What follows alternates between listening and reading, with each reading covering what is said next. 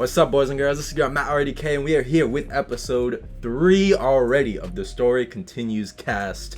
Now, you might not recognize who this man is next to me, and that is because he is brand new to the content creation game. He don't even got a channel. He's just dipping his toes in the water. And as I said in the past 2 episodes with my boy Knight, Steven, Esteban, whatever you want to call him, this podcast is going to have some rotating hosts. So this is the first instance of having a new host that is not my boy Night Sky. And we are going to talk all about King and Queen of the Ring. But before we dive into that, my boy, first off, what should I be calling you? You want to go by Flacco, Rivera, Jordan, or you're a man of many names? Honestly, whatever. Rivera, Flacco. Those are probably the 2. I got you. For sure. I got you. And I don't know if you want to give a little backstory as to how we became friends. It was over a certain video game that we've wasted many years of our lives on. And then all these years later, you became a wrestling fan. I still actively waste my time on Rainbow Six Siege. It is... No invite. It consumes my life. And I suck at it. I haven't gotten better at it. But I still play it. Especially now that Jinxie is making it popular again. It has a bigger following. It's fun. But no, we've been friends for a long time. You were a close friend of my close friend. I don't know if he wants to say his name or anything, so I'm not gonna. But yeah, we had mutual friends. We now have a 2,000 snap streak. That's crazy. I tell people that, That's and they're OG. like, they're like, how do you have such a long snap streak? And I go, I don't know. It just becomes like routine for me. Yep. We almost lost it a couple times. I had to pay $2 one time. Yeah, they would cough up the wallet. But whatever, $2 to save the integrity of the 2,000 streak. Yes, sir. Had to do it. Yes, sir. So yeah, as you said, we met the Rainbow Six Siege, and then I remember we just need to get this out the way. I remember all those years. I'm in high school, college. I love John Cena. You and all the boys were clowning on my ass. You're like, oh, fuck wrestling. Like, boring. Now look at this man. This man's all about finish the story. Cody Rhodes, big fan. Whoa. Okay, hold on. Let me defend myself. I've been a wrestling fan. I picked up, I don't even know what year because I was so young, but like, I remember as far back as like, it must have been slightly after like Lord Voldemort did his thing, because I don't remember him on TV all that much, but I do remember literally everything after it.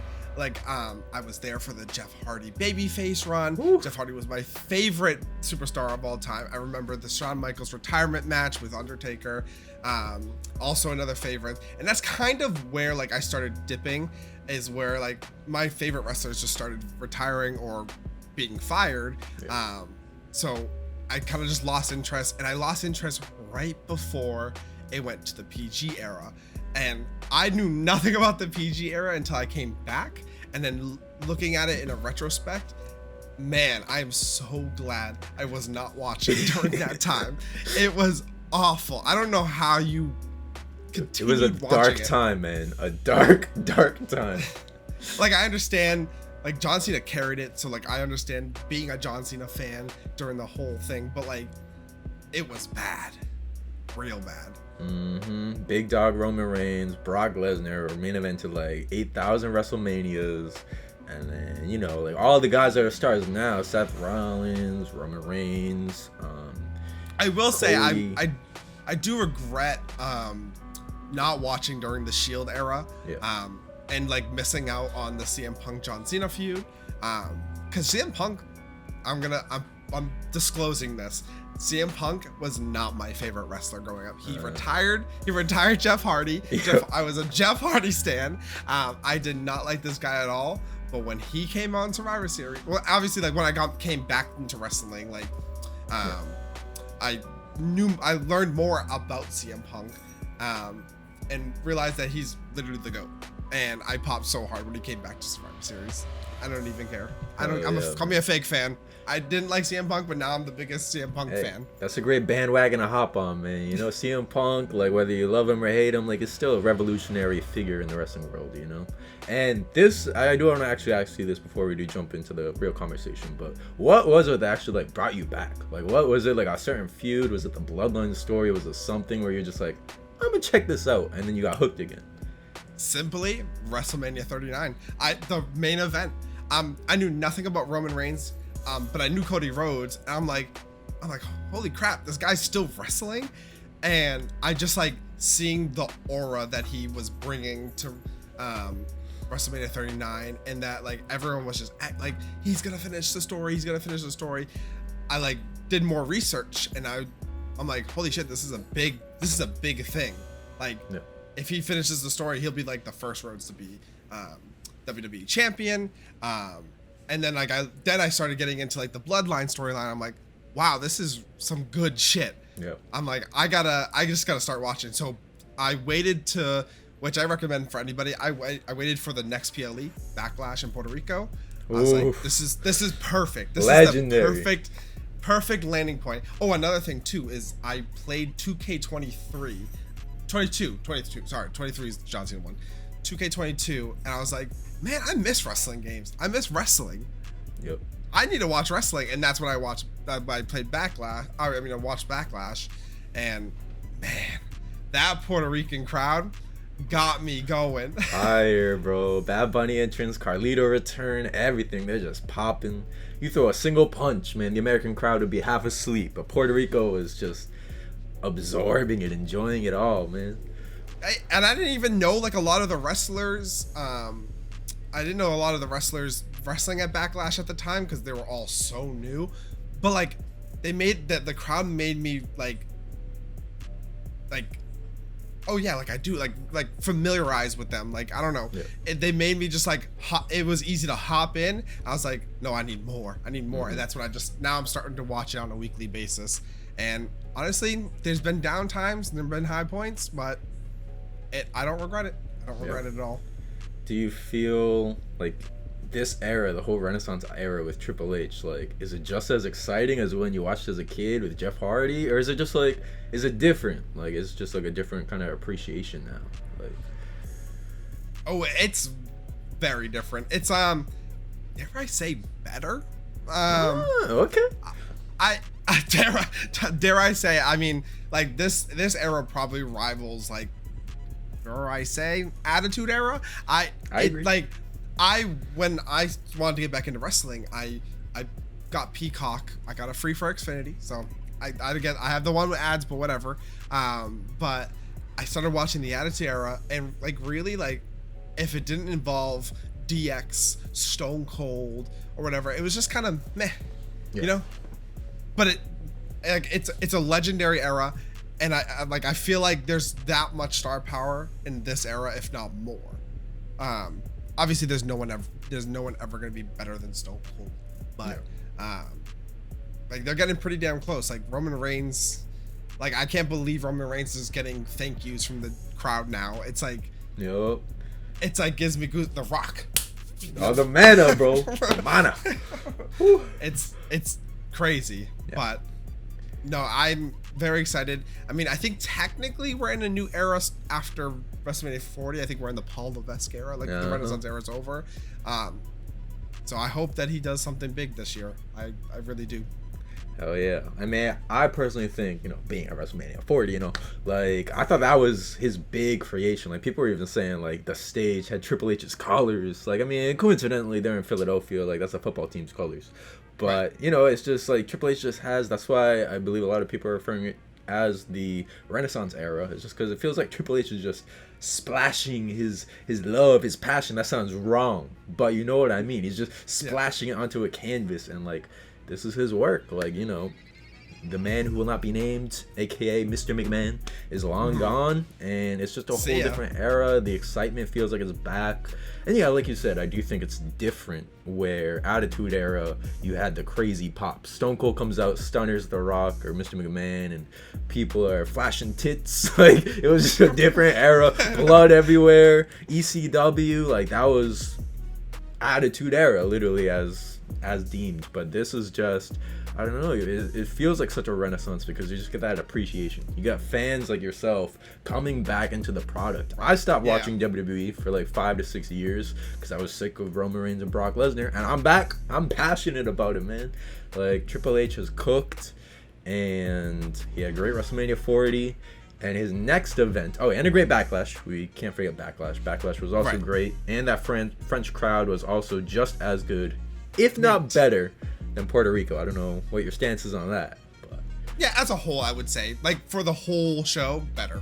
Better, for sure. But the point I was trying to make is his next baby, an opportunity to produce another Renaissance classic, is King and Queen of the Ring, which will be coming up next Saturday, May 25th.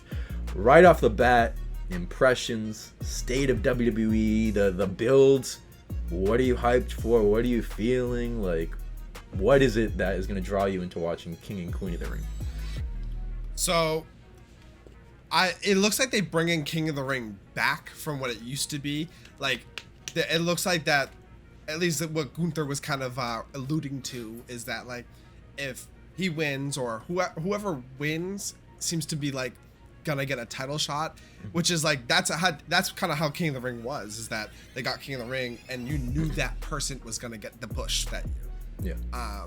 So it's kind of bringing it back. It's giving it like a meaning now. And I'm gonna say right here, the NXT call-ups is what is making this King of the Ring like fantastic. 100%. Fantastic.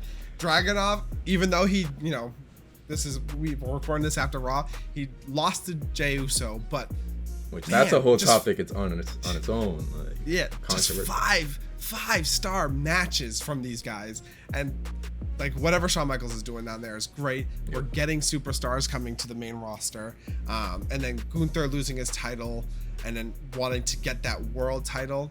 The build-up is insane. Like, dare I say, I'm more excited than the King of the Ring, like, actual tournament, which I should be because it's the whole gimmick, but more than, like, any title shots. Like, I don't really care about who Cody's gonna verse in Backlash, to be honest. Like, Logan Paul, like, whatever. But, like, they're gonna cook, but, like, he's like, retaining, no he's, surprises. Like, they're either making him double champion, which we don't want, or DQ. Something's happening, but we can get into that a little later. But I'm just super excited. This is oh my God, I think this is my first King and Queen of the Ring ever. Because I didn't, when I was watching, they must have done King of the Ring when I was watching back then, but I didn't pay for the pay-per-views. I was just a little kid. I didn't have $70 to just throw out there. Facts. So I barely even had pizza money. Exactly. I asked for McDonald's and she says I had McDonald's at home.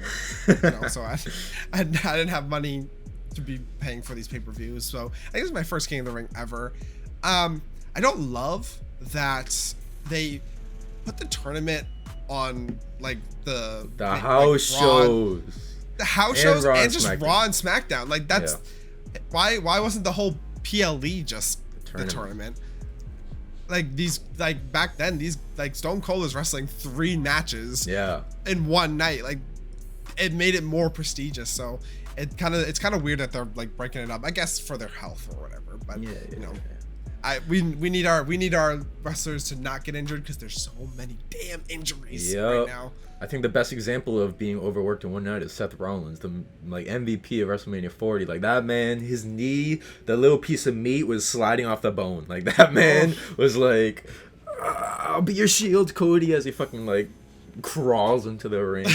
So that's a good point though. Like I also don't think I've ever watched a King of the Ring pay-per-view because I mean I know Stone Cold is like one of the ones that every time they run like a promo about King of the Ring they're always showing Stone Cold winning, and it was like that. You're right, that was like a whole night.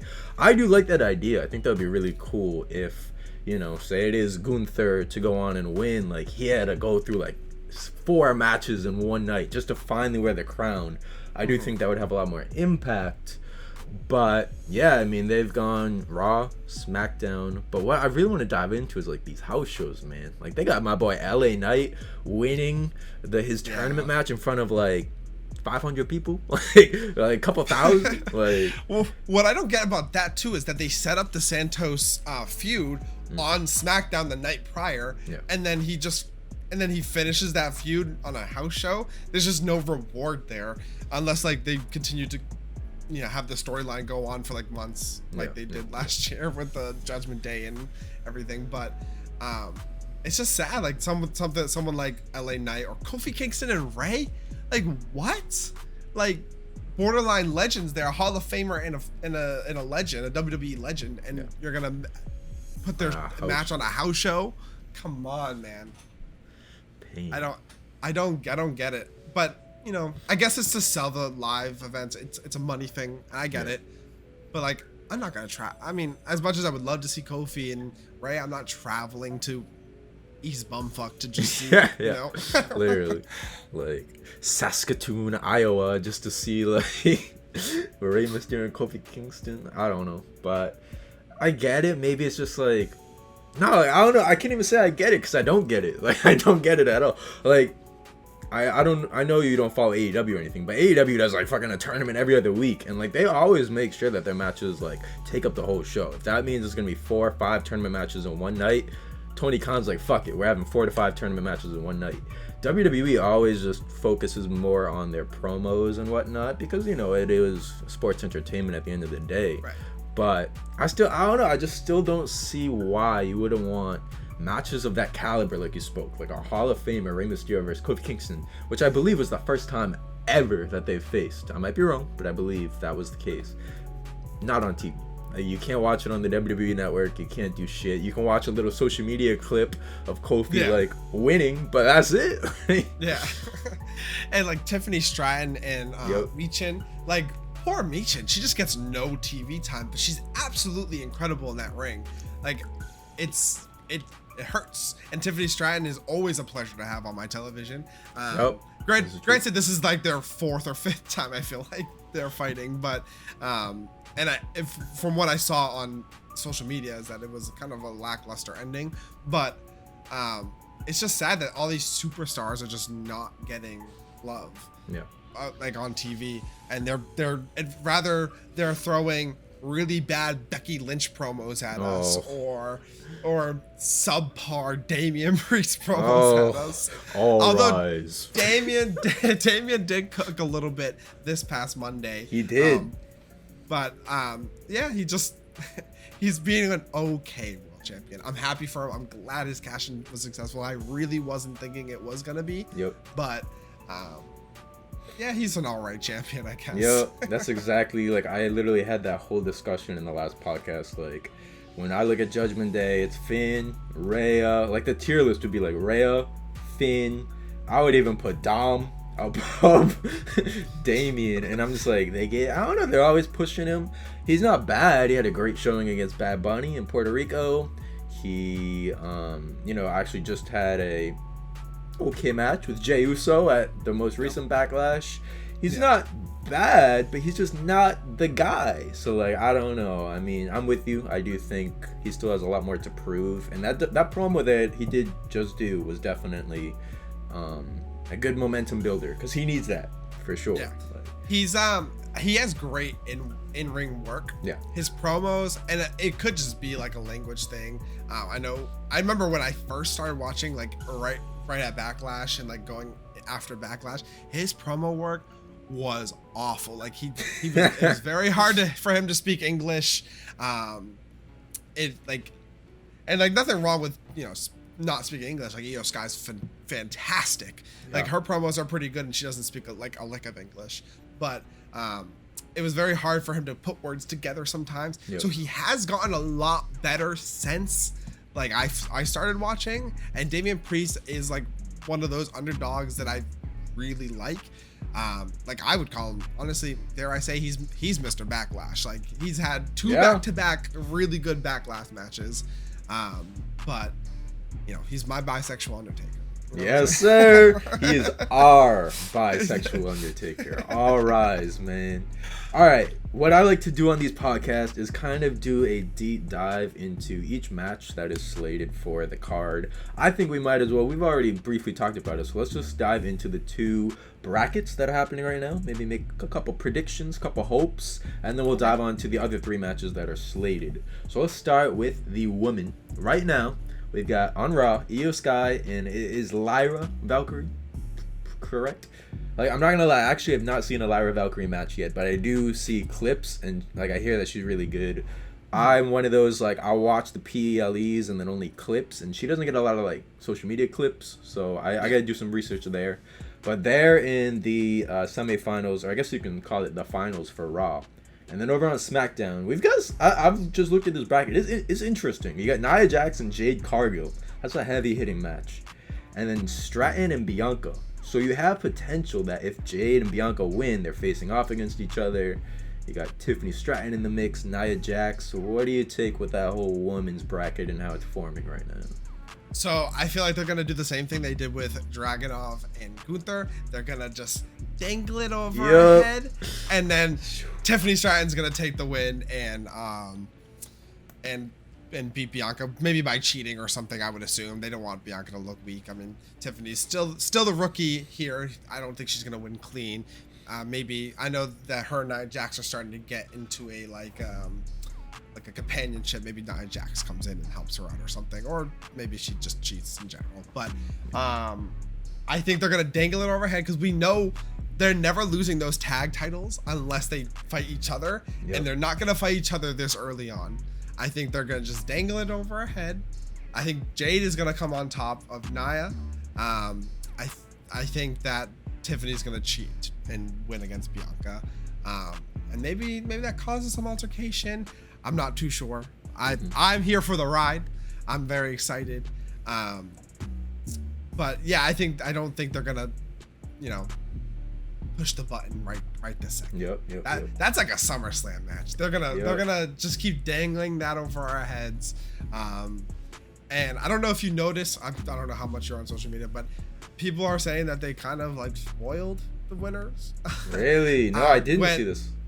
So when they showed the renders of the finals, they showed Lyra versus Io, and Io was in her normal gear, but Lyra was in a bodysuit. And then for Tiffany and Bianca was in her regular thing, and then Tiffany is in a bodysuit. And we all know that in Saudi they have to wear bodysuits because they can't show skin. So people are saying that they spoiled it. I'm kind of just putting a blind eye. I'm hoping that that's not the case, and that was just an honest mistake. But we'll see. I'm really excited. I think my hope for King of the Ring for the finals for the men's bracket is I want Gunther and Randy, but I feel like we're gonna get Jay and Tama. I mean Tonga. Sorry. Yep. I was gonna bring that up. I think I'm fine with either. I'm really fine with either. I think Jay and Tonga would be really good to start the Bloodline storyline. But yeah, and then on the girl side, I think it's gonna be Lyra and Tiffany, which is exciting. But I guess I don't watch NXT either, and apparently they have like history in NXT with the title and everything. And like you said, I didn't watch really any Valkyria matches. I watched the one on Raw. It was all right. I think she'll cook at Saudi, but so far I'm pretty impressed. No, I definitely have to do more research on her. I agree. I do think they're gonna. I just don't see Jade or Bianca. I don't see Bianca making it. There's no way. Like, she's gotten so many opportunities. There's no reason.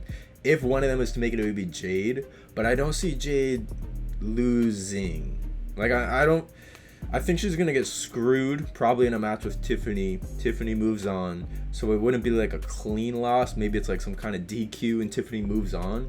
And I feel like they wouldn't do something like that at a pay-per-view, especially in a Saudi. Like, I don't know. That would just feel so flat for a pay-per-view. Like, Jay got cheated out of out of the match. Like, okay, here's your Queen of the Ring. Like, nah, not in the finals. So I think I agree. I think it's gonna be Tiffany and then Lyra. Like I said, my bad.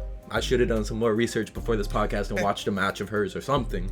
But I can't speak on her. I'm not gonna, speak on a wrestler that I have not watched anything on.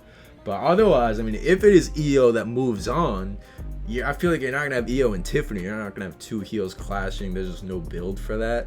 So in the case that Io moves on, maybe it is Jade, and maybe they'll pull the whole like Jade gets screwed out of the win.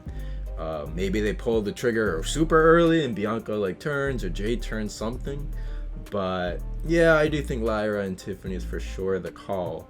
And then you did jump the gun. You talked about the men. I'm sorry.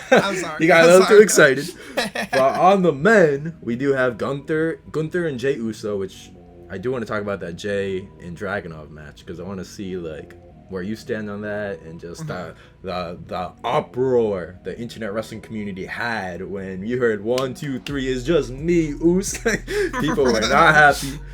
But then over on SmackDown, you still got Randy Orton and Carmelo Hayes, LA Knight, and Tama Tonga. So first off, before we dive into the bracket, Dragunov, Jey Uso, how do you feel about that and that outcome? I think it had to happen. As much as it hurts me to say, Dragunov literally just came to the main roster. Jey is the top babyface, #1 pick in the draft, by the way. Yep. That man is world title bound. Like, of course they were gonna give it to Jey. Yeah. It's just weird to me to think that this would have been Drew, though. Like, I don't know. It's just like, I guess like it makes sense now that it's Jey, but I think it's fine. They're just like seasoning the Gunther and Dragunov. People want things fast. Yeah. Like, wrestling fans just want things now. Yup. I think Bash in Berlin is a perfect opportunity for Gunther and Dragunov. I don't think we need it anytime soon, especially not in like a not just because if Dragunov won, it would have been Gunther and Dragunov on a Raw. Yeah. Like, no way. They haven't seen each other since NXT UK. Like, let that just marinate. Yeah. You just gotta let that marinate. I don't think, as much as it sucks and Dragunov is fantastic, but he got the win the night prior. I mean, he'll come back. He'll bounce back, I think. Exactly. No, I have the exact same stance. Like, I do have my own criticisms of Jey Uso. I made a whole point about it that he is in my top 5 right now. Like, he's cooking. He's got that Jeff Hardy aura right now in his own way. He's not the next Jeff Hardy, but he's the first Jey Uso, But it has that same kind of similar vibe, and I feel like Backlash France definitely showed you that, where he makes the entrance and the places popping off. I agree. Like, I do think it had to be Jey moving on. You're not gonna kill his momentum. And same deal, Dragunov is gonna be fine, man. Like, he still will have that NXT hype. These NXT guys come up all the time. When John Cena had his whole United States Championship run, it was like Sami Zayn coming up, Kevin Owens coming up, and they were all facing him. They would lose, and they lost no momentum. They had a showing with John Cena on the main roster. Like, they were fully protected by the fact that they had just come up from NXT or were still in NXT. Like, nobody cares that you had a loss, as long as, you're that rookie that's going to be the next big guy one day. So I think that's what Dragunov has right now. He has that layer of protection where a loss to the guy, the #1 draft pick, is not going to kill his momentum. And like you said, they're dangling the cherry, bro. We're going to get Gunther and Dragunov one day. Right. But yeah, it's going to be Gunther and Jey. And then, like I said, you still get those 4 remaining. A lot of people picked LA Knight to win the whole thing. But I do see that point that I think if Jey is to topple Gunther, it's got to be Tama Tonga. Like, it's got to be him. But I don't want to keep babbling. But I do want to say, I think my pick to win it all would be Gunther. I just don't see him losing the momentum. I mean, he just has that heel moniker that would fit being King of the Ring. Jey Uso doesn't need it. Jey Uso's fine being who he is. And you're not going to make Tama Tonga King of the Ring. There's no way, right? If you're going to put a crown on anyone in the bloodline, it would have been Solo. So Gunther's my pick. I feel like it's the most logical approach. But Yeah, I don't know. I mean, the SmackDown, I guess we'll see on Friday in just a day or two, depending on when this podcast goes out, how that all played out. But yeah, that's where I stand. I think it's Gunther, but I don't know if you have any more to add on this men's bracket. Yeah, I think I agree with you. I think Gunther should be the pick here. If he beats Jey Uso. If not, I mean, I feel like it's just gonna be Jey Uso, which I'm okay with too. Yeah. And maybe they're just hanging on to Gunther's world championship win for like SummerSlam or something. Yeah. But I think Gunther will get it, and I think Gunther will get a world championship soon. Yeah. Oh, for sure. I don't think maybe they won't do it this quick. We'll see. We'll see. No, that's long overdue. Like, that dude just had arguably the best Intercontinental Championship run of all time. So it's like, you're obviously going to strap him up immediately and keep his momentum going with a world title. That's why I feel like you have him sitting around and you gave it to Damian Priest. It's like, there's so many better candidates that just like could really use it, or it just makes a little bit more sense. But hey, just let him marinate, let Triple H cook. Like you said. In my head, I kind of looked at it as they didn't want to put another title like on Gunther right away, only because like they don't want it to look like Gunther can only, because in his tenure in WWE, he has been champion longer than he's not been champion. Yeah. Like 80% of his career, he's been a champion, in the main roster at least. They don't want. I have a feeling they kind of want to give him a chance to see if he can still keep up this ring general character with a title. Yeah. And kind of see if he can still stay relevant, still be good without a title, and he is. I think he's still very interesting. He's still like one of the main roster members that can put on a 5-star match and just a regular Raw. So yeah, I'm here for the ride. You know, I always say that I'm here for the ride. Yep. I was patient with Cody with WrestleMania. I mean, that took some wild turns, and I was patient. It paid off. I think Paul Levesque will bless us with. Hell yeah, just let it cook. Enjoy the ride. That's the best advice you can take right now. Is we'll see how those brackets finish. We'll see who wins it all. And I think a good point to finish up this conversation about these two brackets is I just feel like the heel King of the Rings are so much stronger than the face King of the Rings. Because growing up, King Booker is like the most memorable King of the Ring for me. Booker T was just like the best King of the Ring ever. Then there was like Wade Barrett was King of the Ring at one point. Sheamus was, I can't remember if Sheamus was a heel or face at the time, because he's like Big Show. That dude be flipping between face and heel every 5 minutes. But then some of the more recent ones, like I know Xavier Woods had his run with King of the Ring, and it was a good feel-good moment where it was like, good, like, you know, Big E won the title, Kofi won the title, now Woods finally like achieved his dream, he won King of the Ring. I don't remember shit about his run as King of the Ring though. Face King of the Rings just don't work. No. So both brackets, like I'm picking the heel. I think it's gonna be Tiffany Stratton and Gunther, both heels. Both would have incredible, hopefully memorable runs as King of the Ring and Queen of the Ring. But this pay-per-view, as we discussed earlier, is not just the tournament. There are actually, so far, 3 other matches slated for this night. And the first one to dive into is Sami Zayn, Chad Gable, and Big Bronson Reed. What are we feeling about this? Why the fuck is Bronson Reed in this fight? Like, what the hell? Who the hell allowed the polar bear in Arlington, Texas? Like I didn't even know that was a match until this past Monday, and they just popped it up, and I'm like, why the fuck is Bronson Reed in here? He's only in there to take the pin, right? Like, that's the only thing I can think of. Whether it's Sammy who wins, Chad who wins, I don't think they're going to take it off Sammy this early. I think it will be Sammy, but he's only there for the pin. That's the only thing I can think of. I don't like what they're doing with Bronson Reed's character and just like inserting him here to a mid-card feud or whatever. Like, I don't know. He's just been fighting everybody for no reason. Yeah. I said this to my friend when we were watching on Monday, is that he's a heel, but he's not a heel for a reason. He's heel because he's a dickhead. Yeah. Like, the only reason. Yeah. Like, I don't understand his character. I don't understand their, like, what they're going to do with him. Their direction, Yeah. Yeah, that's pretty much where I stand. I do think the whole Sami Zayn Chad Gable build has been really awesome. You know, like Sammy kind of, as the internet community would say, like stealing Chad Gable's Mania moment, facing Gunther. That's a whole conversation in itself. Leading up to Gable turning on Sammy after the big loss on Monday Night Raw, right in front of Sami Zayn's wife. That's a heel move, man. And then just recently, like, Chad Gable's doing some great heel work. The slap to Otis, like, everything. They're cooking. And then you have Bronson Reed. He's there, too. He's in this match.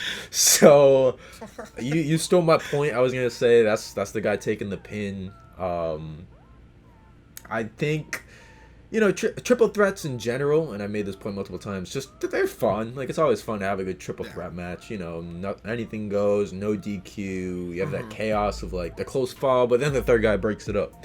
So I think it would be a fun match, especially just because this way it probably allows for the Sami Zayn and Chad Gable feud to go on further, and you just want that one-on-one match in time. But... yeah, I think my biggest takeaways of this would be, what is Bronson Reed doing here?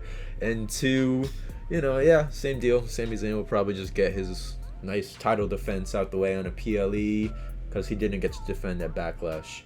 And we'll move along. We'll see what direction it goes for Gable and Zayn. Real quick before we move on, just your honest opinion. What is your thoughts on Sami Zayn's Intercontinental run? So far, personally, I think that it's kind of been lackluster. Like, I said this when I was watching Raw on Monday, that I kind of forgot that he was the champion. I kind of forgot that the IC title existed. Because the emphasis is so focused on Chad right now. Yep. Like, Chad turning heel, Chad, like, the Alpha Academy eventually breaking up. Yep.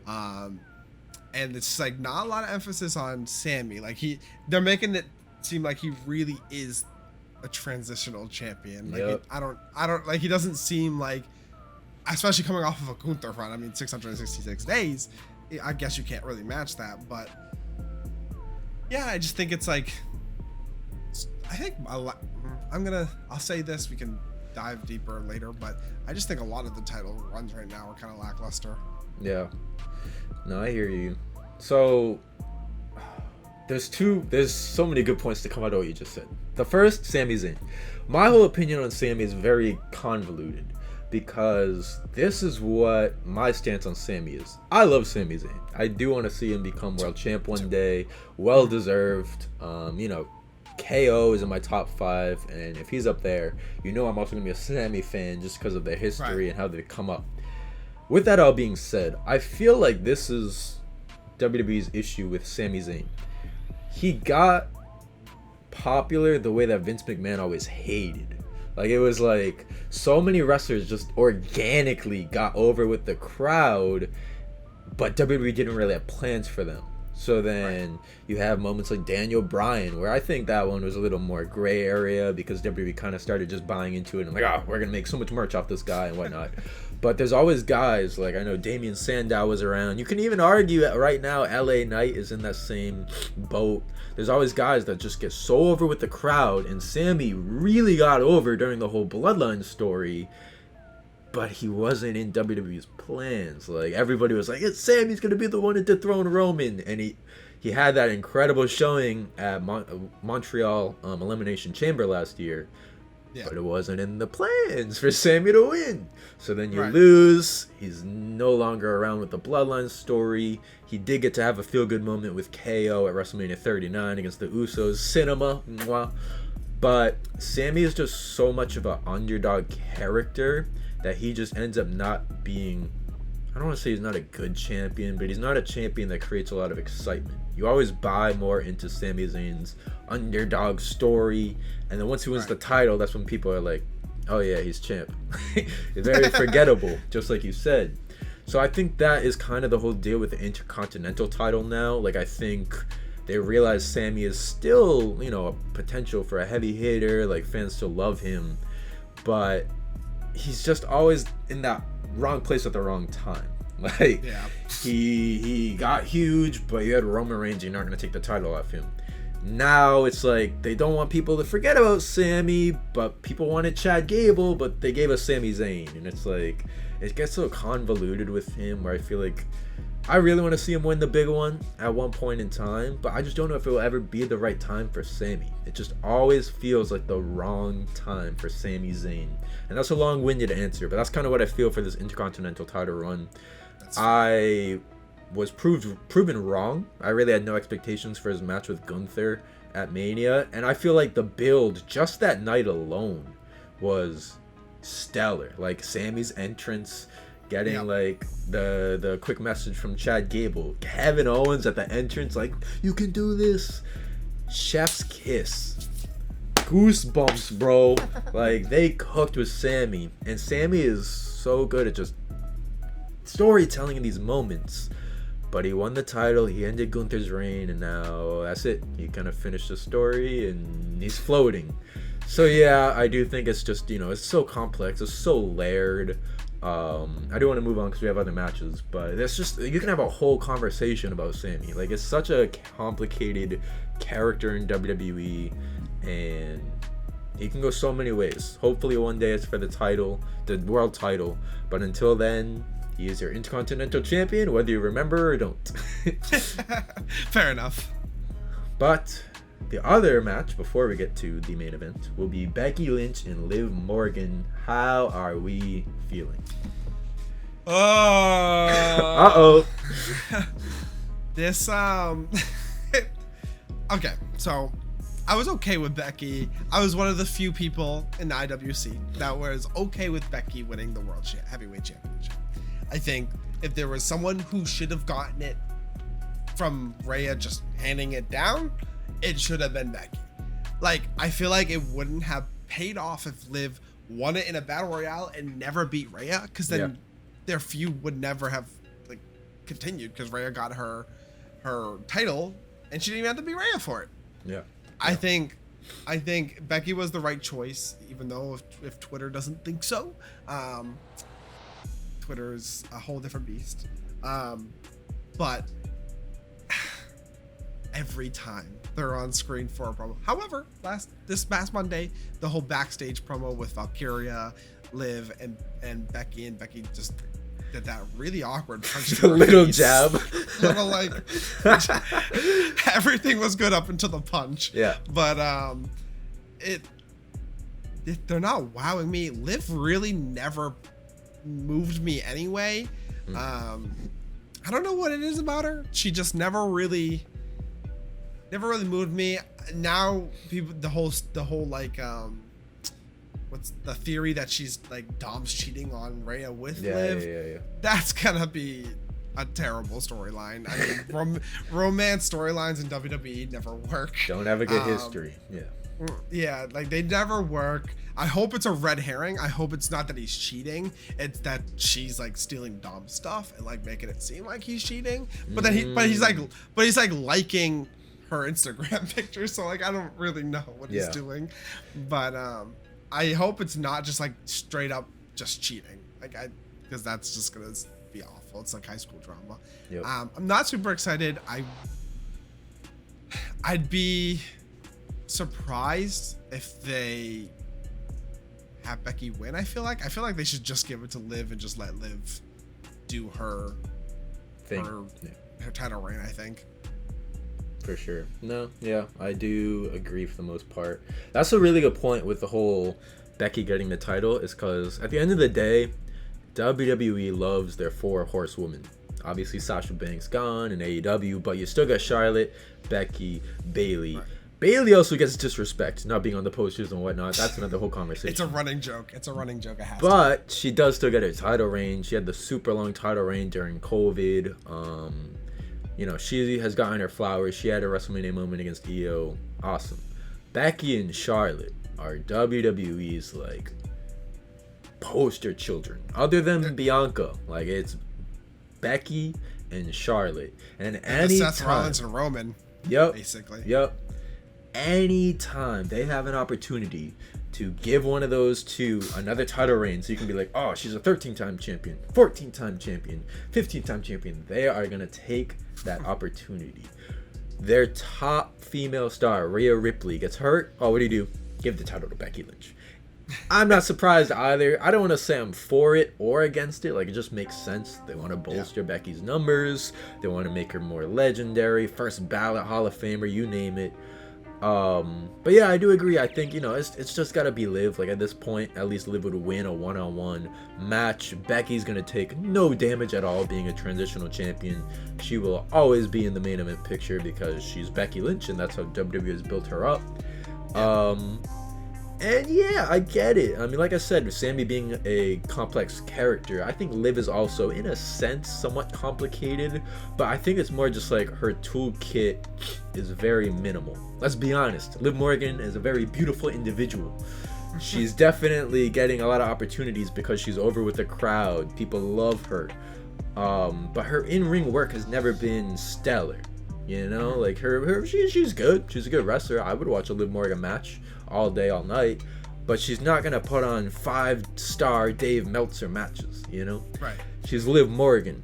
I remember when she first won the title, I was popping off. I was like, she got her moment. And the same deal. She was a babyface champion. Everyone kind of forgot. They're like, oh yeah, Liv's champ. Okay. Like that's how it is. WWE fans are fickle, man. Not WWE fans. Wrestling fans are fickle. They want someone and they get bored, and then with the next shiny new toy, and they turn on the old guy. So it's the same thing for Liv. I think it's time that she gets a top heel tweener type run just to see if she's stronger as a heel champion, because she didn't get that opportunity with the last title reign. But yeah, I would be surprised if Becky wins. I mean, there's no point. There's no story for Becky.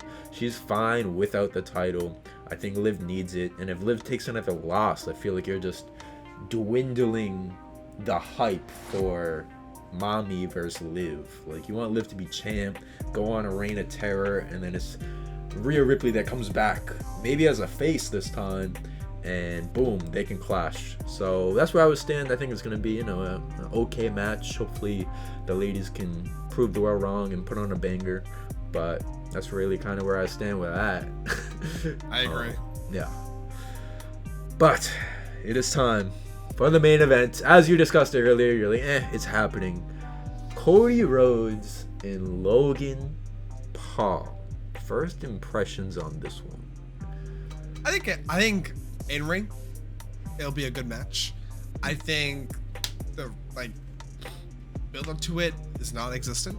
I think it really was just Nick Aldis being like, "Oh, I heard you wanted a contender for your champion. Here's Logan Paul." Yeah. it's like Logan Paul, he has 6 matches with the WWE, and he's already getting a WWE championship title shot. That doesn't make sense to me at all. I think they're gonna cook. I mean, Cody, you talked about how when someone gets the title, the fans seem to just lose interest and just don't care. Cody Rhodes is going through that right now. He got the title. People are just like, well, he's not doing anything with the title, yada yada yada. He's not starting any feuds. But he puts on really good matches. I went into Backlash not really expecting much from AJ versus Cody. It almost seemed like it was just a dream match for them to get to have them fight, because they never fought before. But he's fought Dusty, so it was just a reason just to get them together. And they cooked. They did a 5-star Dave Meltzer match. Yes, Dave Meltzer gave a WWE a 5-star match. Dave, you did it. But so I think it's gonna be the same thing. No, have zero expectations, and I think this is how you should go into it. Have zero expectations, and they're going to cook. I think the outcome of it, I don't think either of them win. I don't think, they alluded to Cody being a Grand Slam champion if he's got the US belt. It's crazy that he's never gotten it in his whole career. He's gotten every single other belt, but not the US belt. They're alluding to him being a Grand Slam champion, but no one wants to see the top face of the company have a mid-card title, or just double champions in general. We're so over that era of double champions. So I think it's I think it's time for Uncle Howdy to come out. I mean, the past QR code on Raw, they mentioned that something is happening as of this recording tomorrow, May 16th. The floppy disk had like a little note, so I wonder if that's when they're going to announce that they'll be if the faction that they are, I don't know what they're calling themselves, are going to be at King of the Ring. And I think that they're finally going to get involved. I don't think it's a great crowd to do this, but yeah. I think at this point it's time. I'm kind of sick of the QR codes, the glitching, everything. I think it's time for them to come out. I don't think per se they're going to feud with Cody Rhodes or Logan Paul. I think they're just gonna come out and make their presence known, and it's gonna end in a DQ. If it's not that way, it's gonna end in a DQ while Logan's using brass knuckles or something. Yep. It's gonna be one or the other. Yep, 100%. Like, that's the finish. Especially, I don't know if it's still confirmed, because I guess we probably have to wait until Friday this week. But I don't know if it's like 100% title unification. I know Cody has kind of confirmed it on Twitter, because he's talking about 2 belts and shit. But I've never like blatantly seen WWE say this is like a title unification match. I agree. We don't need that shit. WWE. Again, like, I still watch AEW, and AEW's problem is they have too many belts. Like, literally everybody's a champion. So I don't want to say WWE doesn't have enough belts, because I think they have an appropriate amount. But at the end of the day, when you compare the roster size, it doesn't feel like enough belts, because there's 20 guys that should be champion, but you can only have 1, you know? So I just think anytime you unify it, and that's why it sucked so long with the Roman Reigns reign until they made the World Heavyweight Championship, is like, you couldn't have any top card guys be champion because Roman was hogging the belts. Now, the last thing you want is for Cody, who's already having a huge population of fans turn on him, to also have that working against him. People will not like that. You're just trying to give Cody Rhodes the John Cena treatment, where you're the top face but everyone just hates you and boos you in every arena. You don't want to give that to Cody. It might happen naturally anyways, but I think this is just a huge fast track to giving him that treatment if you are to make him a double champion. So I agree. I do think you might see Howdy. Howdy? Is that how you say it? Yeah. I was like, Woody, Toy Story? Yeah, so I do think that's a possibility. The brass knuckles is always a go-to for Logan. I do realize, and I might be wrong, it might have been for the world title, it might have just been a match, but Logan fought Roman at Crown Jewel last year or 2 years ago. I don't know, maybe Logan just gets like sales, views, or what in Saudi, but it seems like if Damian Priest is Mr. Backlash, they're making Logan Paul Mr. Crown Jewel, Mr. Saudi. Yeah, Mr. Saudi. Like, I don't know. So that's definitely the only reason why they have Logan Paul. I'm pretty sure Prime and just like Logan Paul as a person is really big in Saudi. Saudi has their fan favorites. They love their Roman Reigns, they love their Logan Pauls, and they love their LA Knights. Yep. You know. So it's actually kind of criminal that LA Knight isn't going to be on this card unless they last minute make something up. But like they like their certain wrestlers, and I think that's the only reason why Logan Paul is on this card.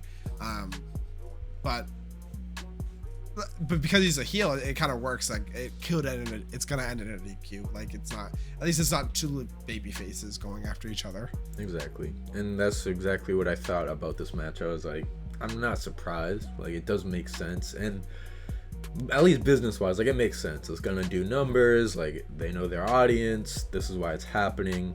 Is the build the best? No, but it's kind of hard to have a build when you have Logan Paul only show up as much as Roman Reigns used to. Like, right. You know, but I will say this about Logan, and I'm starting to get worried because I'm noticing a lot of the content on my channel early on with this whole wrestling thing is, it happens to be about Logan Paul, like, just coincidentally. Prime taste test, talking about Logan's match here. Everyone's going to think I'm the biggest Logan Paul fanboy, but that's not the case. Look, I actually really dislike this man. Like, ever since I grew up, this man was just force-fed on YouTube. He had the whole, like, Japan incident with the body. Like, I just don't think he's a good person, per se. Like, you know, he had the apology and whatnot. I can't judge his character. I don't know him, but I just don't like the vibes he gives off. it pains me to say though, because as a wrestler, I like Logan Paul, and that hurts to say. He's just so naturally talented. Celebrity matches in WWE have always been so horse shit. Bad Bunny was probably the first celebrity where you're like, holy shit, like he took that seriously and really tried. And it was entertaining. Like, yeah, he did only 5 to 6 moves, but one of those 5 to 6 moves was like a Canadian destroyer. Like, you know, I know. Respect for the game. And you got to give Logan his flowers as a wrestler. We don't have to talk about the person. We don't have to talk about content, his podcast, whatever it is, his past. But as a wrestler, like, Logan's a damn good wrestler, man. Like, I watched him in the triple threat at Mania 40 with Randy and KO. He put on a good show. I'm pretty sure that match with Roman was a good match. Even way back when he debuted, tag teaming with The Miz. I don't remember which Mania that was, 38, 37, 36. But that was even not a bad match. Like, he's gifted, he's talented, he takes it seriously. So I do think this main event, you know, even if it's not the most anticipated main event, you know, Logan Paul's not winning the world title, or at least this early. He might one day. It's still going to be a banger, kind of just like Cody and AJ. It's like you have expectations, might blow you out of the water. Am I saying Logan Paul is AJ Styles? No. Not at all. That's true. But situationally, I do think it's going to be, you know, a good match, and I'm here for it. I'll be watching. But I think that's really it. I think the highlight of this pay-per-view, King and Queen of the Ring, will be the King and Queen of the Ring tournament, the final matches. As it should be. And Sami Zayn might find a way to steal the night if the triple threat bangs. And the crowd will sing along to Cody Rhodes, and they'll go off air. That's kind of how the pay-per-view is going to go. Exactly. Or and maybe Anka Howdy yep. reveal. That's it. Yep. But yeah, it's okay. Yeah. I feel like Saudi shows are usually a hit or miss most of the time. Yeah. Last year one of them was LA Knight versus Roman Reigns. Like, come on. Yeah. We knew who was winning that. I mean, they're very much just predictable. I understand that Saudi is such a huge market for wrestling, so that's why they go there. But yeah, I'm gonna go in expecting an okay PLE, and I hope that they just blow my brains with just good wrestling. That's the best way to go into it, because if you go into this pay-per-view with high expectations, I don't know. You might be disappointed for the first time in this Triple H era, because it's just kind of a PLE. Like, hey, check it out. A couple good matches and move on to whatever the next pay-per-view is, which is it Bash? Is it Clash? I don't remember what the next pay-per-view is. I'd have to look at the pay-per-view schedule. But that's it. It's kind of going to be like a here it is and move on to the next PLE. King and Queen of the Ring. Well, make sure. Oh, go ahead. Sorry, I think the next PLE after King of the Ring is like 2 weeks after. It's like not really. It's I think it's like really fast. No, you're right. I remember looking at this. It's early June, I want to say. I think that's SummerSlam's August. Bash. I feel like that's Bash in Berlin. Don't quote me, but there's Bash in Berlin, but then there's also gonna be a Clash at the Castle. So that's why I get confused, because they sound so similar. I know. Clash of the Castle is like Drew McIntyre's pay-per-view. I know that. I don't know who they're deeming Bash at the Berlin, but I guess we'll find out. Comments. I don't know. One of us will. Rivera and I will look into it later. We're fake fans. We're fake fans. You know what? Whatever this next PLE is, there will be a podcast episode for it in a couple of weeks. So we don't need to worry about it yet. This podcast was about King and Queen of the Ring. Rivera, thank you for joining me on episode 3. How does it feel? This is your first content debut. I was a little nervous at first, but once we got into it, it's just like talking. I've been listening to podcasts for the past 2 years, and I'm like, I need to get on one. So yes, sir. This might spark me into getting opening up a channel, and then if I do, I will shout it out here. But I don't have anything yet. I don't have the setup and stuff for it, but I will figure it out. But yeah, thank you for having me. It was a blast to be here. I can't wait for the next one. Yeah, like I said, rotating host on this podcast, so make sure you guys warm up to Rivera, wherever he is, on my right or left. But he's going to be around more, so we're definitely going to talk more WWE. Maybe one day, if you check out more AEW, we can talk a little AEW, we'll see. But yeah, that's the Story Continues cast. We're just going to talk wrestling, and wrestling with all my friends that are wrestling fans, whether they are brand new like Night Sky, whether they are returning fans like Rivera, or whether they are longtime friends like some of the other hosts that might hop on. But that's it. I guess we're going to have to see next Saturday how the whole crown falls, to which king, to which queen. Maybe Logan Paul lifts the World Heavyweight WWE Undisputed Championship at the end, to the Saudi crowd chanting, "We love Prime, we love Prime." But I guess you're gonna have to wait and see. That's all, folks. Any closing remarks?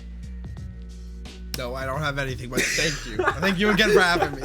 Where's the outro? Where's the catchphrase? Come on. Sorry, you put me on a spot. I wasn't ready for that. You're supposed to say, make sure you subscribe. Like, subscribe, share. Yes, sir. He's a natural content creator. Until the next Story Continues cast, which will probably be about AEW's Double or Nothing, hoping to be joined by another new rotating host. You'll have to wait and see. And until the next time Rivera joins me on the cast, we'll see you next time. Enjoy King and Queen of the Ring, and we'll see you guys probably with the podcast after the PLE, discussing how it went and what we thought about it. We'll see if it's Rivera or one of the other hosts, but many more podcasts to come. Thank you guys. Peace out. Much love. Peace. See you in the next one. Woo!